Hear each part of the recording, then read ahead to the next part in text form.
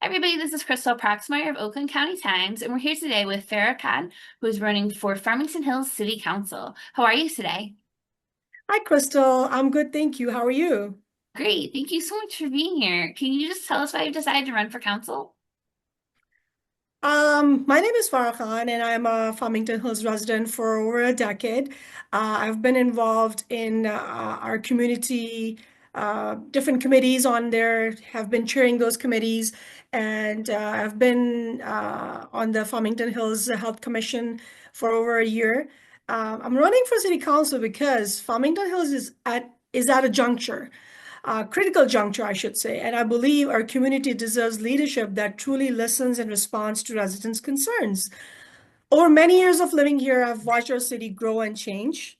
Where while there's been progress, I've also seen too many decisions made without adequate community input, whether it's major development projects or that's reshaping our neighborhood or infrastructure work that disrupts our daily lives, residents often feel like they're being informed rather than consulted. So I decided to run after attending several city council meetings and realizing that voices I'm hearing from my neighbors, their concerns about overdevelopment, questions about environmental sustainability, frustration with communication with the city hall simply weren't being, reflected in the decisions making process.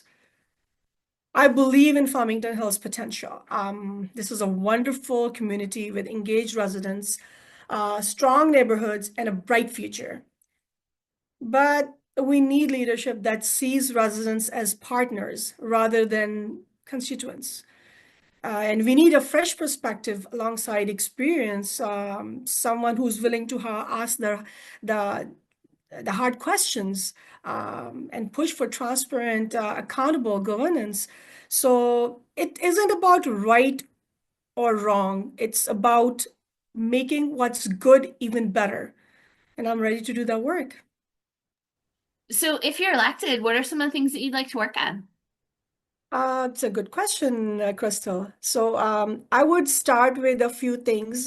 First of all, uh, first, um, first of all, smart sustainable development. Farmington Hills is implementing a 50-year master plan, and we need to ensure that growth enhances rather than growth overwhelms our community. That means development that preserves neighborhood character includes adequate green space because Hills is known for its green spaces and doesn't strain our infrastructure. Every project should include meaningful community input before decisions are made, not after. And I would like to create a committee that would have residents' input, like having a committee where residents and the city are partnered, so we know exactly how and what our residents want. We need to balance economic growth with quality of life. Another thing, we have like public safety. Public safety is number one. We have ongoing deer management challenges to questions about storm weather management, infrastructure. We need science-based humane approaches to environmental issues. I'll advocate for sustainable practices in city operations, supporting for green building standards, not just for the city buildings, but for the residents as well. We need long-term planning that considers climate resilience. I want green energy initiatives to be available for all of our residents. I know Farmington Hills is a champion in green energy, but it should be available and accessible to the residents as well. I would also like to have transparent, accessible government. Too many residents feel disconnected from city decision making.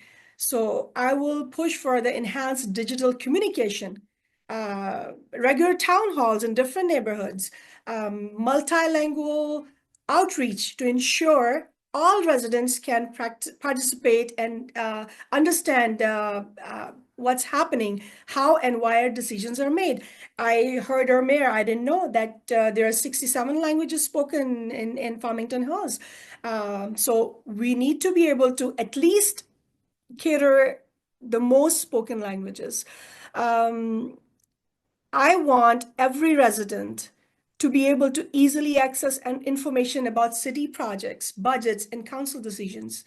Um, Infrastructure improvement, that's another big thing that I would like to focus on. We want infrastructure improvement with minimal disruption. I know road construction is necessary, but we can do better by communicating timelines, better communicating timelines, maintaining traffic flow, supporting businesses affected by construction. Um, we need proactive planning that considers how projects impact daily life and responsive management, while problem arises. Um, these aren't just big goals. These are actionable priorities and concrete steps.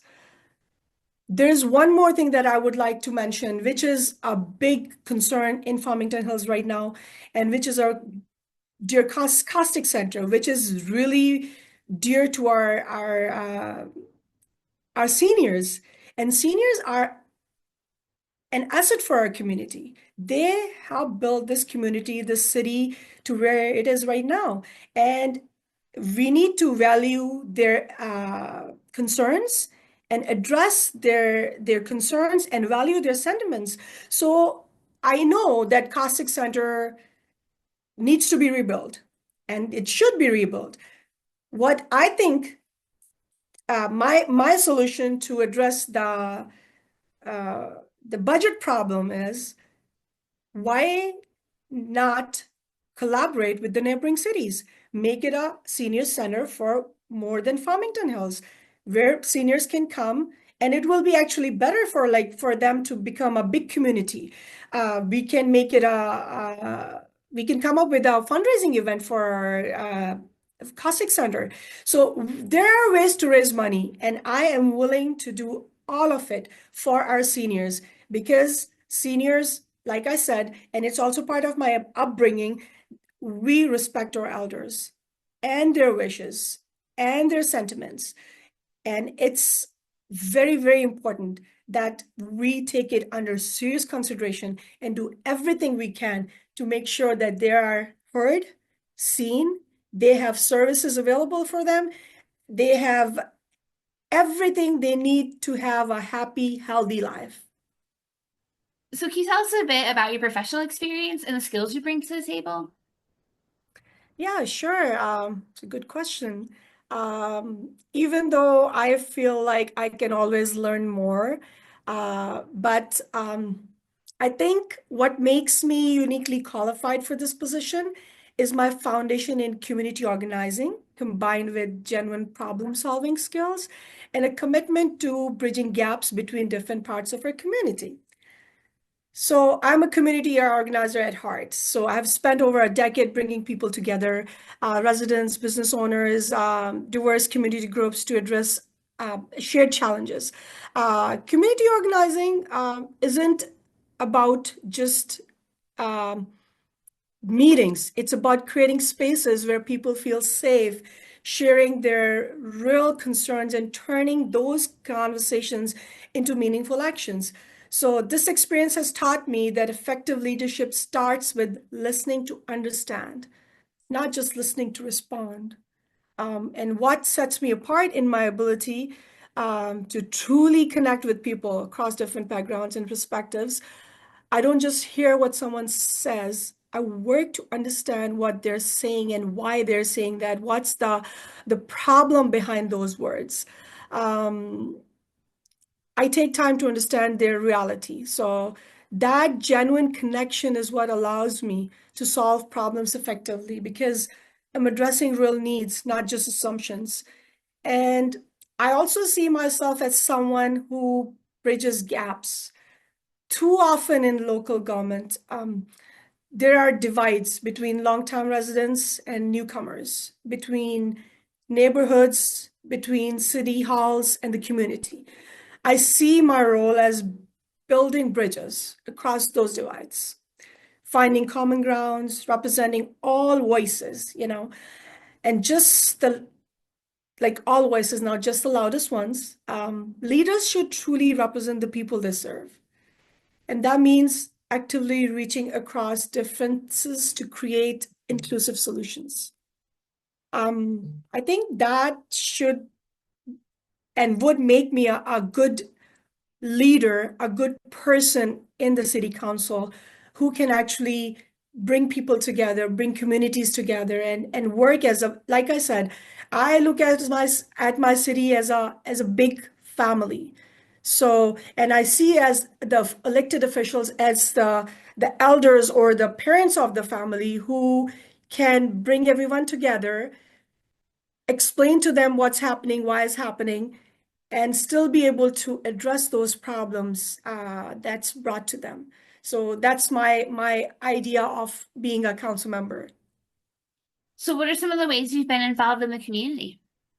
Um, I've been involved in, like I said, in my community center or my mosque that I've been attending, and I have been involved, even though I've been living here for the past 10 years, but I've been involved for more than 15 years in the community.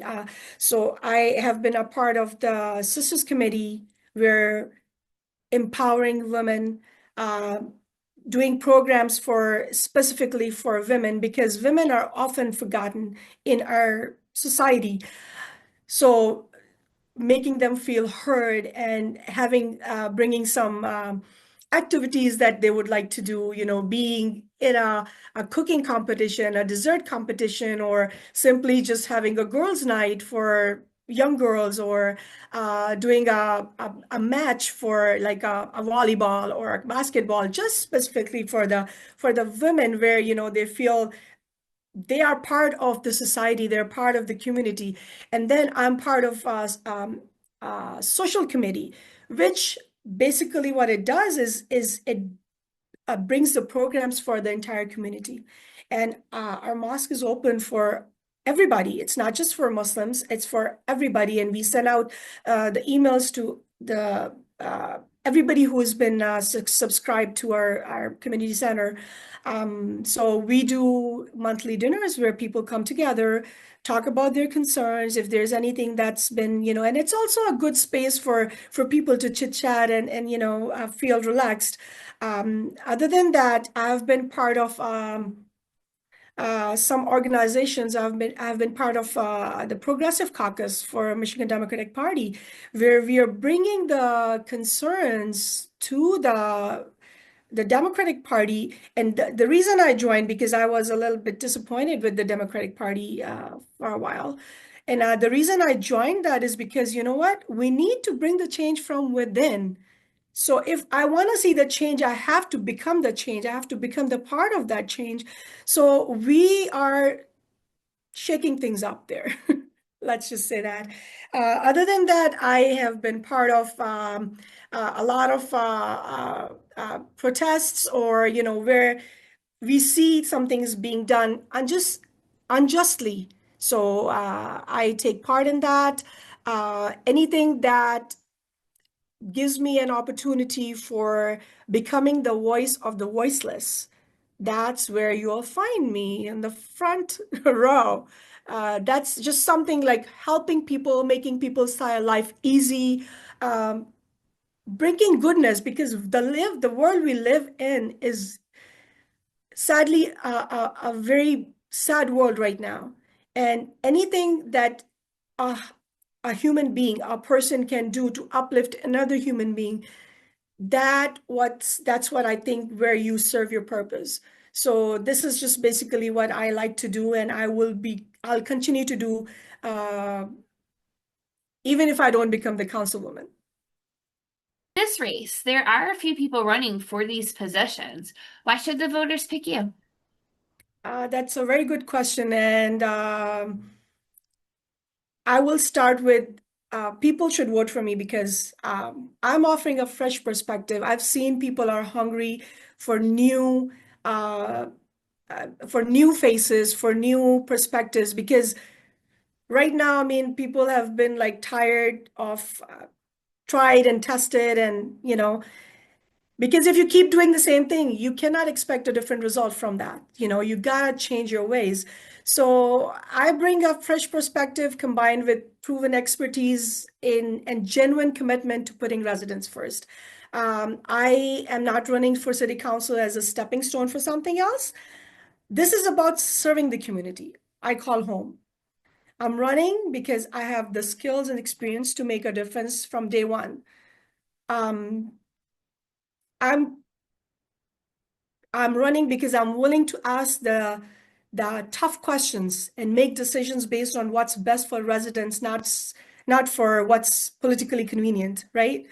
I want to be, and I will be accessible and accountable. I will hold regular office hours where our residents can talk with me. I will respond to emails and calls, but I will just say sometimes I'm a little behind on those. So the best way to reach me is to call me. I'll explain my votes and the reasoning behind them. I'll show up at neighborhood meetings, not just only in the election season, but throughout my term. I would like to create channels where people are able to access council people, ask the question they want to ask without being hesitant. Just ask me anything, whatever you want to ask me. Why I did this, what's the reason behind this? Um, I'll bring a collaborative leadership style that builds bridges rather than walls. I don't see this as us versus them or residents versus the city council, um, not old Farmington Hills versus new, but I see us as we as one, right? We all want the same thing, a thriving, sustainable community where families can flourish and everyone has a voice.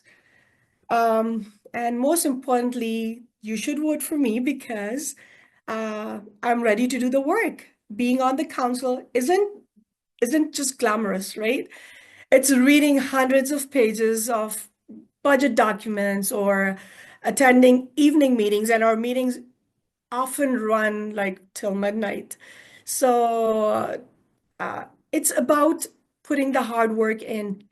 Um, if you want a city council member who will listen, who will work hard, and who will bring fresh ideas while respecting what makes Farmington Hills special, then, and also who will put the residents first,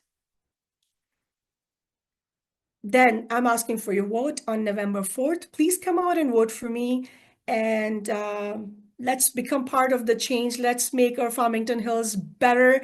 It's already awesome, but I want it to be the model city for other cities to follow, to bring, to put our city first. And we all are a big family. Let's just make this family even better. If the voters want more information about you and your campaign, where can they go? They can reach out to me, call me. I will give you the number, Crystal, so you can put it in for people. It's 248-295-1214, or they can go to my page, which is voteforfarah.com, and they'll find all the information there. Perfect. Well, thank you for taking the time to talk with us today.